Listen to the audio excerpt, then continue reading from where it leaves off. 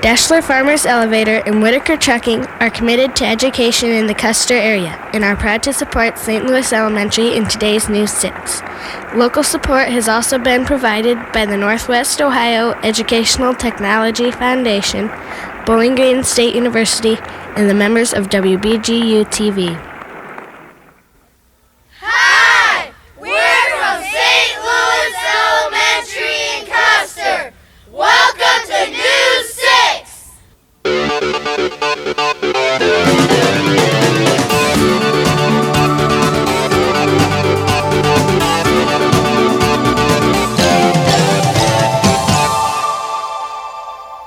Welcome to this week's edition of News 6. Today's program is brought to you by the 6th grade class of St. Louis Elementary in Custar. Custar is located 16 miles southwest of Bowling Green and currently has a population of 250 people. Before its name was changed in 1865, our village was called Louisburg. Have you ever had to work with a bunch of dummies? It can be very frustrating. Recently, our class was visited by someone who performs with dummies all the time. But you won't find her complaining. Reporter Abby Wensink tells us why. Hi, everyone! Hi, I'm Abby Wensink, and I'm here to talk with Cal and his partner, Kathy Wilhelm. Early on now, makeup! You're going to sing in public. Kathy Wilhelm has been interested in ventriloquism since she was 9 years old. I like going to school and I like coming home from school. That's what I like. I don't like staying. I see. Well, I heard that you were the teacher's pet. I am. She can't afford a dog. Cal. Ventriloquism is really just talking without moving your lips. A lot of people think that you throw your voice, but that's really all an illusion. And it goes back to the days of the ancient Greeks when they believed that ventriloquists had demons living in their stomachs. Do you know the only thing I didn't flunk was geography? Why didn't you flunk geography? I didn't take geography. Although it looks like a lot of fun, learning to throw your voice requires a lot of practice. When I was in the 3rd grade, I wanted a dummy for Christmas, and I didn't get one. So I went to the library, and I got some books on how to talk without moving my lips, and I practiced for an entire year. The dummy that I use now is named Cal, and I've had him since I was in the 7th grade in school. And his head comes out, and he has 2 levers. This one works a leather mouth up and down. He doesn't have slots like old-fashioned dummies. This is a leather mouth. And this one rolls his eyes back and forth. Can I give you a kiss? I enjoy being in front of people, especially when they're laughing and having a good time. I enjoy traveling and meeting new people in the places that I go. And we have a lot of fun when we go on the road. This is Abby Wensink reporting for News 6.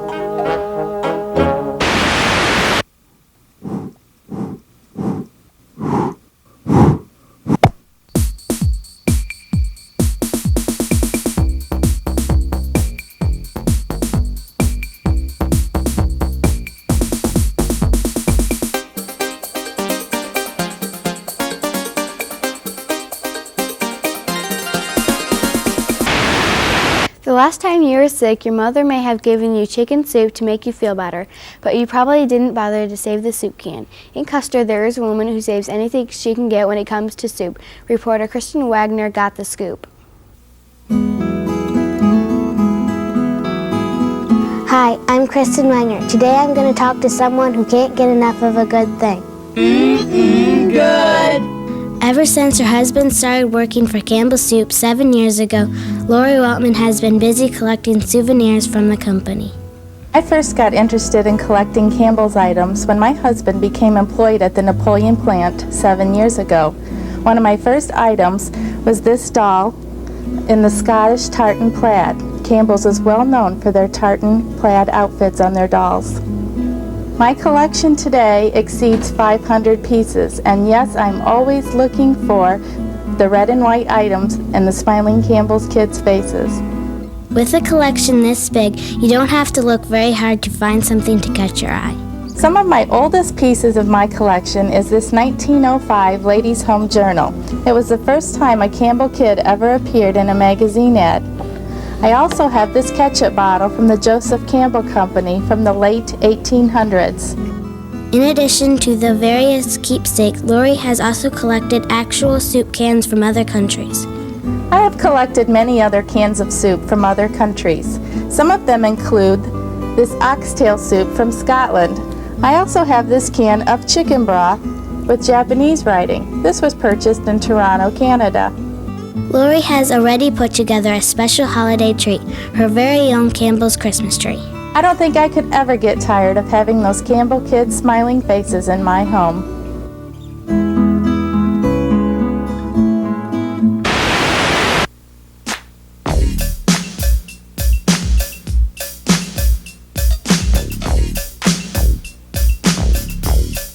Today's Kids View question is, what is your New Year's resolution? My New Year's resolution is to get a new rabbit for 4-H. My New Year's resolution is to be more responsible and helpful. My New Year's resolution is to try to get along with my brothers and sister. My New Year's resolution is to fight with my sister less. My New Year's resolution is to be quiet more often.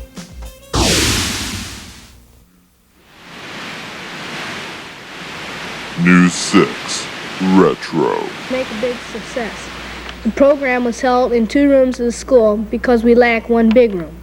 The first and second graders participated in such things as relay races, beanbag toss, and the parachute. The parachute is played by dividing kids into 2 teams. They are placed around a parachute, which is divided in half by a black line. A beanbag is placed in the center. The object of the game is for each team to try to throw the beanbag off the opponent's side. The 3rd and 4th graders did tumbling and did turns and upside-down hangs on the chin-up bars. When someone celebrates an anniversary, most people send cards. But when our school celebrated a special anniversary last year, we decided to do something different. Reporter Crystal Henry covers the story for us. Hi, I'm Crystal Henry, and I want to tell you about a very special quilt here at St. Louis. Last year, our school celebrated its 120th anniversary of serving the Custar community. So, we decided to do something special for the occasion.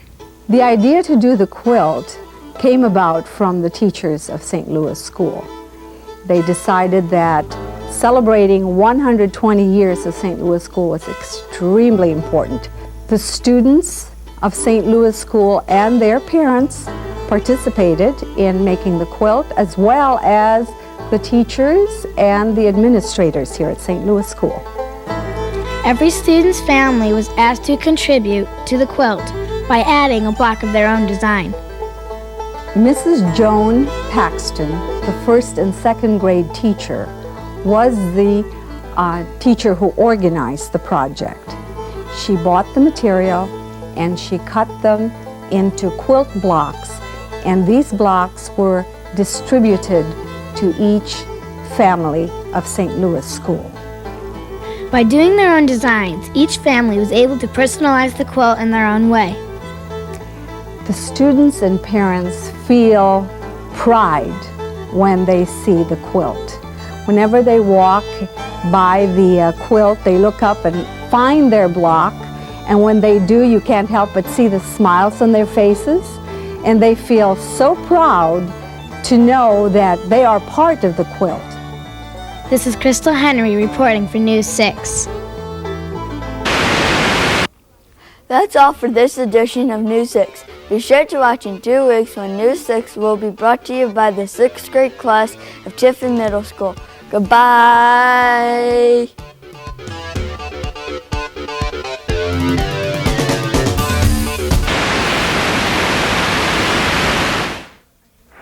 Dashler Farmers Elevator and Whitaker Trucking are committed to education in the Custar area and are proud to support St. Louis Elementary in today's News 6.